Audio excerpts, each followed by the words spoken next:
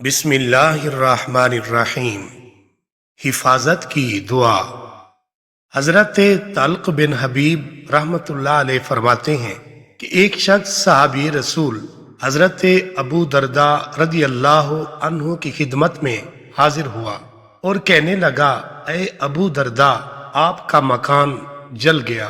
حضرت ابو درداء رضی اللہ عنہ نے ارشاد فرمایا، میرا گھر نہیں جلا، اللہ تعالیٰ ہرگز ایسا نہیں ہونے دیں گے کہ میرا مکان جل جائے، کیونکہ میں نے اللہ کے محبوب صلی اللہ علیہ وآلہ وسلم سے سنا ہے کہ جو شخص صبح کے وقت یہ کلمات پڑھ لے تو شام تک، اور اگر شام کو پڑھ لے تو صبح تک اسے کوئی مصیبت نہیں پہنچے گی۔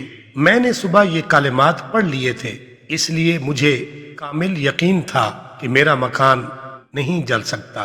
ناظرین، وہ کلمات یہ ہیں: اللہم انت ربی لا الہ الا انت علیک توکلت وانت رب العرش العظیم ما شاء اللہ کان وما لم یشأ لم یکن لا حول ولا قوة الا باللہ العلی العظیم اعلم ان اللہ علی کل شیء قدیر وأن الله قد أحاط بكل شيء علما اللهم إني أعوذ بك من شر نفسي ومن شر كل دابة أنت آخذ بناصيتها إن ربي على صراط مستقيم۔